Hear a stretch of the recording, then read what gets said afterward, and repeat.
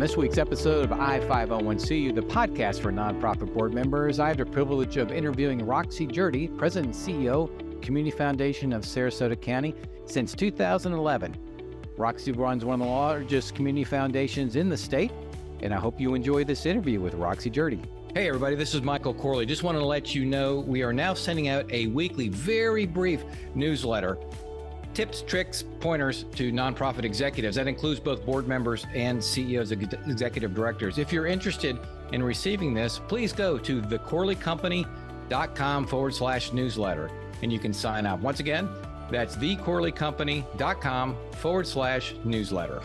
Well, I'm excited today to interview Roxie Jerde, the CEO of the Community Foundation for Sarasota County. Roxie's been in the area for quite some time. We've become friends, and I've just watched with great admiration as she's led that organization. So, Roxie, if you would, the audience always likes to know who you are. Would you tell us a little bit about yourself and how you came about your career trajectory to becoming the CEO of the Community Foundation for Sarasota County? Well, thank you, Michael, and I really appreciate the opportunity to have this chat with you. So thank you for the invitation to do this. I did not set out in life to be the president and CEO of a community foundation. I started my career in business. I was a business major and worked in retailing, banking, went back and got an MBA in finance and organizational behavior, undergrad degree in marketing and management. And from there, I went to work at Hallmark Cards, which is headquartered in Kansas City, where I was living. And I was fortunate to be at Hallmark really at a zenith when people were buying a lot of cards. So this was in the 80s into the 90s. And I just had a marvelous experience at Hallmark and different departments and where I worked there. And I ended up leaving there, and I myself was a consultant for a while, and then worked at a candle company, was a marketing director in product development, and then I did find my way into the Greater Kansas City Community Foundation when I was doing consulting work, and they asked me to develop and launch something that we call here the Giving Partner. So my work in the Community Foundation world was as a consultant, and they eventually asked me if I would join the team to lead this effort as a employee versus a consultant. So that began my tenure at the Greater Kansas City Community Foundation. My work with nonprofits had really been on boards. I'd been on a number of boards in Kansas City and had chaired many, and so my foray I was developing a nonprofit database was really seen from the governance side of things. And it was great to get the deeper understanding and workings of not only the funding and revenue for nonprofits, but also how they do their work. And so take us through. So you're at the Kansas City Community Foundation, and you have a career pathway there, but somehow you end up in Sarasota, Florida. Well, it was interesting because I really loved working at the Greater Kansas City Community Foundation. It's the fourth largest community foundation in the country. We were over in the billions in assets, which is one measure of a foundation. Ultimately, what those dollars do is the measure of the effectiveness of a foundation. But so I was working at one of the largest, most innovative community foundations in the country. I was approached by an executive search firm that the Community Foundation had hired to find the next CEO after my predecessor, the first CEO, Stuart Stearns, had retired. So in our 43 years, I'm the second CEO, which to me speaks much to not only the board, but some staying power in leading this foundation. Well, indeed. And now I'd be remiss if I didn't give you the opportunity. You did not mention your undergraduate schooling in your alma mater, because you are the biggest fan I think I've ever come across for this university. So where did you go to undergrad, Roxie? Mr. Tennessee. I went to the University of Iowa, so I'm an Iowa Hawkeye. And fortunately, I didn't date my husband in college, but he also went to Iowa. So it's wonderful having a marriage that we're both from the same alma mater and avid fans. So it's been really fun through the years that we really both are big fans. And I will share with you, when I was approached about the job here, we were not Florida people. I knew Sarasota was in Florida. I had no idea where it was, which tells you I had never been here, and I had no intention of moving. We had season football tickets to Iowa games, and anyway, they just convinced me, just come, and I thought, well, okay, I'll come. And truly, what this board did and their search for a new CEO and how they wanted to move this foundation forward and the thoughtfulness they put into that was really compelling to me. And given I was at the later stages of my career, it felt like it could just be a really wonderful opportunity. And so guess what? I came, and here I am 12 years later. And do you still have those season tickets for Iowa football? A little far away to travel, but it's not unusual, ladies and gentlemen, to see Roxie and Mike sporting their black and gold around town, especially on Saturdays in the fall. So Roxie, a question I had a number of years ago when I was in business is, you drive by the community foundation, you scratch your head. Well, what is a community foundation? How do you explain what a community foundation does? Well, it can be confusing to people because they may think of the Gates, the Ford Foundation, or other foundations that you hear. However, community foundations we're a public charity. We are a nonprofit. We generally support a geographic area. You will often hear community foundations have a name, much like we do, the Community Foundation of Sarasota County. Although the Manatee Community Foundation is what we call a supporting organization, a sister foundation. And we also support DeSoto and things in Charlotte County. However, primarily we're supporting Sarasota County. So we are a vehicle, if you will, a nonprofit that allows individuals to do charitable giving through us.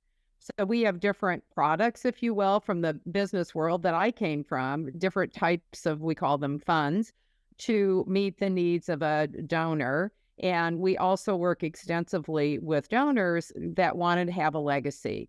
If they have a passion, a desire, and they would like part of their wealth estate to do good for generations to come, they will set up endowed funds with us.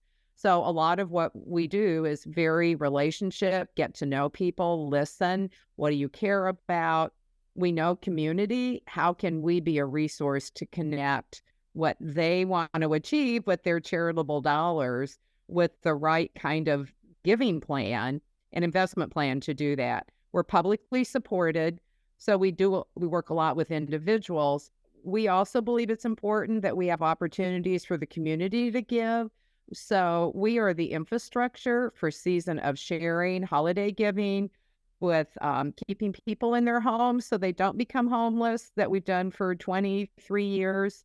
We also do giving challenges, 24 hours of giving. Minimum donation is $25, thanks to generous support from our friends at the Patterson Foundation. We have mega successful giving challenges. But I share that because we're an entity that not only works with individuals and their giving, but we also want to ensure everyone feels we love to say you can be the one to make an impact on another life, a cause, your community. So we're broadly focused in that way, and that we do want everyone to feel there is a place for them to be charitable. Well, and I've seen that firsthand, and y'all do a remarkable job on that donor side and giving everybody an opportunity to be a philanthropist, a donor. And to anybody listening, really, you don't have to be the multi-millionaire. Your $25 can make a difference. And Community Foundation of Sarasota County proves that all the time. Roxie, now let's look on the other side of the coin, if that's a fair analogy, is now the nonprofits and the work you all do with nonprofits and understanding those. Can you talk a little bit about the Community Foundation's role with the nonprofit sector? Absolutely. We really do so much based on the Giving Partner. That is our database that we maintain free of charge, open access of over 800 local nonprofits, where they provide information about their operations, the programs that they do to accomplish their mission, their board, their governance, their finances. So you get a good sense of who the nonprofits are. So as we work with our nonprofit partners, the first stop is we want you to create a profile. And even though we're not a humongous metropolitan area, 800, there's more than 800 nonprofits here, but 800 that are doing fairly significant work. So what's great is that we can quickly figure out, well, who's doing work in these areas? And it really allows us to be more effective, but also for the community at large. So we start with, let's get a profile, and we've got some information and data about different sectors. We also provide trainings, so there's opportunities to strengthen nonprofits. We tend to do more group trainings, although right now we are doing a over a year-long cohort-based training that's much more in-depth with group and one-on-one coaching. So light touch training, there's a place for that, but we also know to stick, it needs to be longer term and have some coaching with it. So we right now are working with 8 Black-led, Black-serving nonprofits, primarily in the Newtown area, with a consultant on this Newtown capacity building initiative. So that's really an example of trainings will offer both webinars in person to this more in-depth, long-term coaching type of training as well. Now, and I think you, and I understand why you answer that way, but I have a great appreciation for your organization's deep understanding of nonprofits. I think of Kirsten Russell and her team under community impact. Can you talk a little bit about how do you understand 800 nonprofits? You know, when a donor comes to them and says, I want to donate, how do they go about establishing those relationships and understanding? Well, we also support nonprofits with grant dollars. So we typically grant out. So there's financial support. I think I shouldn't forget that, should I? So obviously there's financial support, and they're also from all sorts of purposes for them, whether they're growing their own capacity or supporting their programming, or we call it unrestricted. So we do, like, if we have a donor, and one example, we love to talk about our 2-generational initiative, or 2Gen.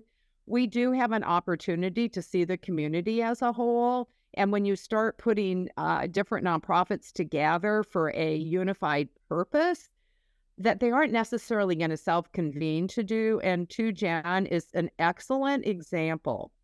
It's a philosophy more than anything, as we work with families with low incomes that want to get to that position of economic stability and prosperity.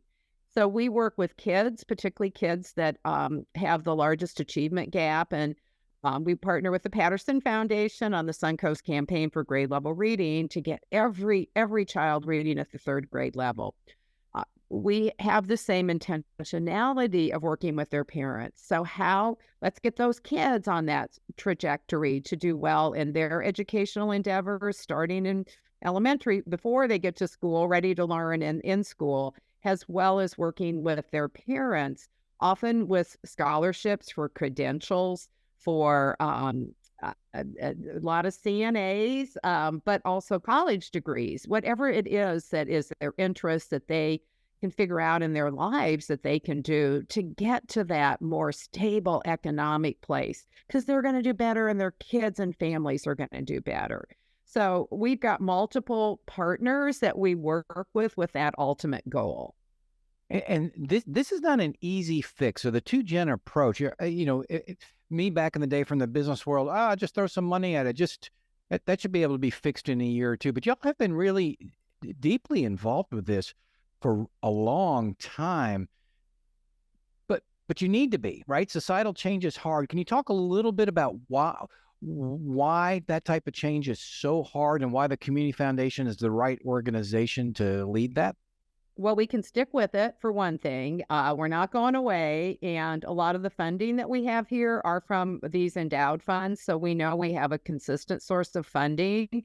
Oftentimes, if you have a grant, it might be 3 years, but we know we have consistent funding dedicated to this purpose. I have a fund for single moms. A lot of the families we work with are single moms. We have another one for education.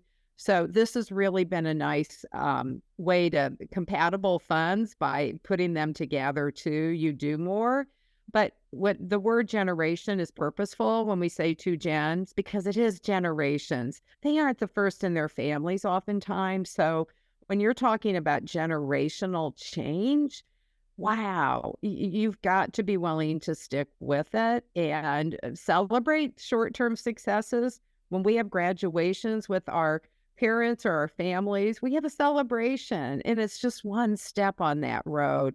We'll partner also with a lot of the human services nonprofits to provide financial literacy training, to provide counseling, to be that support when there's bumps along the road. So I just had lunch yesterday with 6 LPNs that we are scholarshiping at Suncoast Technical College. They told their story of they are trying to go to school full time for a year, get their kids to school. They got to be there I just let one woman, her car had been totaled. Another woman was giving her a ride this is life for them. And I sat listening to this as I talked with them. My admiration for their persistence, tenacity, and problem solving. Wow. Amen. And, and sometimes people just need a break, just need a little help. That's a whole nother discussion, but I love hearing that. So I'm curious, did you all decide to tackle on an initiative and then go get funding? Or do donors come to you and say, hey, I'm interested in funding something, y'all analyze and go, yeah, we're willing to go very deep in that issue? It truly depends. How significant and long-term we know funding is part of this. And a lot of donors have learned about how we have this two-generational approach, and that has attracted them to work with us. A really good example, we have the largest estate gift we've ever received is for dyslexia. And the reason that came to us is because they knew of our work in the campaign for grade level reading. And that is a really good example. This work we're doing with dyslexia, supporting families, not only and because I had understood on our campaign for grade level reading that how self-esteem is impacted when you can't read, whether it's dyslexia or something else.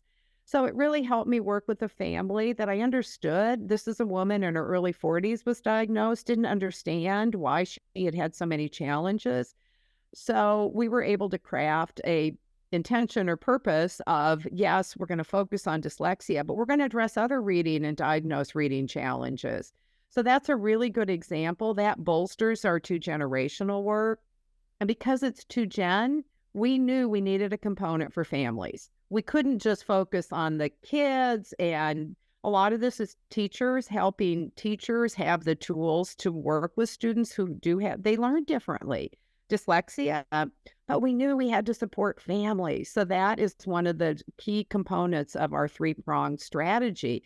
But it fit and bolstered what we were already doing. And so I thought that was interesting, your largest funding or largest endowment. So this individual says, I've got some money and I want to solve a problem. But instead of them going directly to a dyslexia group or groups, because that's really complex, they come to the community foundation and say, help me do good. Yeah. Can you talk a little bit about that? Yeah. Well, and thank you for picking up on that. I love to stress we are a resource. Let us be your resource. Not only do we know local nonprofits, we work a lot with schools. We also work with government as appropriate. Maybe there's advocacy or policy issues that can help bolster work as well. So how can we be holistic at how we look? And we have a seat that we view the entire community. So, and a good example, Michael, the donor passed before we started this initiative, but we spent about a year and a half, 2 years studying dyslexia. I mean, help us figure out, we weren't experts. So we spent time learning, what would make the most sense on how could we accomplish this in the long term. So, and you're right, if you were a single donor by yourself trying to figure all this out, and you don't know the world of grant making or charitable giving and philanthropy, wow, that's a full-time job. Boy, it certainly would be. Outsource it. They outsource their legacy to us, which is such a privilege. And you just every day hope if they're here with you, boy, they're getting it right. Oh, I like that. Outsource the legacy and the legacy gift. That makes a lot of sense. And it's interesting as you were talking, I think the role for a community foundation, you've got a societal issue. Business isn't going to solve it. That's not business's job. There's interest, not their job. Government, very narrowly focused, governing, government does what government does. So you really are the Uber connector, convener, and can look from on high and understand the landscape a little bit. Well, and people tend to not self-organize. So we are able to have a role as a convener, not only with our nonprofits, but our donors. We love to bring together topics of interest and do a conversation, much like we're having a conversation, we're learning. So we know we do a lot for our donors too. We have a third Thursday. Every third Thursday of the month, we go to a local nonprofit for a behind the scenes peek at what they're doing. So that's more one-on-one, but also people don't just pick the phone. Well, they do, but they feel safer somewhat with a group and, hey, I'm going to go learn. And if it piques their interest, of course, they're going to support them. But so we see our role, let's introduce, let's be a resource, let's be a convener. Ultimately, how can we love, hopefully we're continuing to grow and build the foundation and our assets here, and that allows us to do even more. And it matters what is accomplished, the results from those dollars that we're entrusted with. So that for us, building in many ways this community endowment for generations to come is also part of what a community foundation can do. And by putting together we have 1,600 individual funds. Those were people, some businesses, but people. But collectively, we can get more done than had they all tried to do that by themselves. So you play a really critical role in the community. You've got an awesome responsibility with all that money under your purview from an investment perspective, from a management perspective. How are community foundations governed? Can you talk a little bit about the role of the board? This is really important stuff to represent the public trust. So could you talk about the board? Well, and thank you for using that word public trust, because we have a community public board. So it's important to us that we represent the community and what our board looks like. So if you look at our board, we have a variety of skill sets, geography, interests, ethnicity, diversity. So we want to reflect the community that is overseeing this charitable community trusted partner. Fiduciary responsibility is primarily, if you look at what state statutes on how do you govern a nonprofit, who's overseeing the piggy bank there and ensuring that it's done with ethical integrity. We manage $500 million in assets. We have an investment committee, so ensuring that we are being excellent stewards within the guidelines of the state of Florida on charitable assets. So yes, fiduciary, but they also bring with that tremendous integrity and ethics and our values and how they do oversee. Are we strategically meeting our mission? And do we have resources to do that? And how are they ensuring from a strategic level? They understand their role as strategy, not operations. They've hired me to run the organization. Obviously, if you're all volunteer, you're running too. But in our case, we have a team of 32, and our staff has a really clear understanding. They are not in the operations, but they are here to provide the strategic direction that we're going, ensuring our fiduciary oversights. And again, I can't stress doing so with values that we share and doing so with great ethics and integrity. So we need to make sure our trust and reputation is paramount for us to do our job well. And I'm glad you said that, because if I'm a donor and I've let's say I have quite a bit of money and I'm going to pass away someday, right? And I want to give, and I want the confidence and trust that it's going to be deployed in a manner that I prescribe, but is also can maybe be a little bit flexible as the world changes. Directionally, it's as I prescribe, but it's going to be there for 10, 20, 30 years. And Roxy's not going to run off with it. Right? That's the board's job. Well, and truly just having our audit, and so much of it is, what controls do you have in place as we're managing these millions of dollars and transactions that we have? So we have truly another point. If you look at our audits, we haven't had a management letter for decades. I mean, we have clean audits, and that's such a testament to our CFO and the internal processes that we have in place, that we've had clean audits for many, many, many, many years. And that's something we're very proud of. Well, that's impressive, because when you think about 1,600 funds and then Lord knows how much other activity, that's a heck of a lot to manage. Yeah. Money coming in and going out. Yeah. Well, think about it, with the giving challenges and season of sharing and the transactions. So you got to get that right. Absolutely. When it comes to people's money, you certainly do. So talk a little bit more about the board. We've had Deborah Jacobs on. She's a private foundation president and CEO. What, as a board, from a board perspective, how many of those differ between a private foundation and a community foundation? Well, it's interesting. When you look at private foundations, often they're family foundations, and family members make up the board. So they do not have the guideline that we have of, you got to represent the community. So when it's set up and it's basically one individual, one corporation, one business's money, you then get great control over who is on that board. So you will see often they are family members, and very, very different, obviously, than a community foundation. And, as generations go on for families, that sometimes can be a challenge depending on how they have set up their governance structure.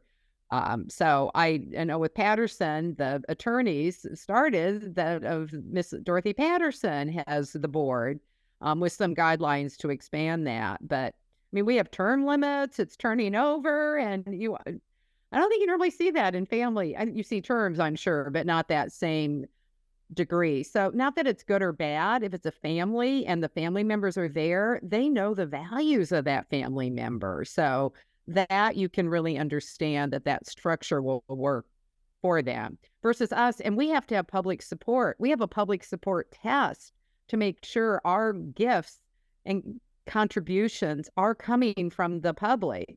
And you don't have a public support test at a private foundation. Well, I think that's very fair. And I think there's a complexity with community foundations that most private foundations don't have to deal with. I mean, you're out raising money, and really, you're educating donors to help them with their legacy. I'll call it raising money for short, but it's really, I know how your team operates. It's really a consulting type of relationship. And then you're engaging with nonprofits, trying to help support them both financially, but also by going deep with them, as you have already referenced. And so it's really that type of oversight at the board level is really different and challenging. Well, and we can do a lot of things, and some community foundations are very transactional. The donor sets a fund up. This is what I want to have happen. The grants go out. Versus they take a community leadership role, and that costs money. So you have to be willing to allocate your own resources if you want to go beyond, here's the core administrative functions that we're doing. So just having really bright, smart, community-minded boards, because there's a lot of decisions to make strategically on, like us, do you do a giving challenge? We don't charge anything to do that. It costs money to do that. So, are you willing to do that to benefit our community and find that within the mission? Our purpose is community impact powered by philanthropy. That's pretty broad. You can fit a lot of things under there. So but it guides us in a North Star. How are we achieving impact with philanthropic dollars? Yeah, very good. Roxie, is there anything else you'd like to share about community foundations that would benefit our listeners, many of who are community members, may be interested in joining a board at some point down the road, or maybe working with nonprofits? Well, we love, particularly because we have the giving partner, we love working with donors on steering them to where interest areas might be, and helping do introductions for them as well. So I think we do have such a wonderful opportunity, particularly in a community like ours. We're growing. We obviously have a large retiree population, and so many of them come here retiring. And, they're going to play a little golf and tennis and pickleball, but you know what? Or play bridge or canasta or whatever it be, mahjong, but is that it? I'm still working. I'm not doing all that yet. But they want to give back, and we're the size of a community. They can really see they can make a difference. So we are feeling so fortunate to be in a community that people come, they care not only with their money, but their time and their talent, as you say, maybe a board or other things. And they really, for this chapter of their life, so many of them just dive in to philanthropic work between volunteering and all the things we're talking about. So we love those conversations, and that often will turn into, yeah, I want to do my philanthropic giving through you as a resource. And yeah, they do pay an administrative fee, but so many of them realize, you know what, I'm supporting this community at large by supporting you. And we really value that. I think it's really important that we also collaborate with each other. So while we do a lot ourselves, as you know, we partner a lot with Patterson, and we work also with Rancic and Selby and Gulf Coast. So we have a wealth of foundations here, but while we each have our own areas of focus, we also do partner together. Yeah, and I think that's one of the that's so special about being a community foundation, and maybe it's just a Roxie Jerde thing, but a desire to collaborate. No, you cannot solve the problems by yourself. You're gonna if you're really gonna make a dent in things, we need to work together, and you all are really a safe way to have those discussions and allow those interactions. Roxie Jerde, ladies and gentlemen, President and CEO of the Community Foundation for Sarasota County and diehard Iowa Hawkeye fan. Roxie, thank you so much for sharing with us the wisdom of what it means to be a community foundation serving on the board. And thank you for everything you're doing in our community. Thank you. Thanks. All right, good interview with Roxie Jerde. Now it's recapping with Reed. And Reed, your 3 points from this interview with Roxie. So my first point, one of the first things Roxie said was that total dollars are one measurement of the community foundation's size, but something that's might even be more important is the actual impact that those dollars are making in the community. Yeah, very fair. Number 2. A community foundation is an outlet for an individual's legacy giving. Yeah, if you got some money and you pass away and you want it spent the way you wanted it spent, you can work through a community foundation. And number 3. As a community foundation, they can play the role of a convener in organizations across the community.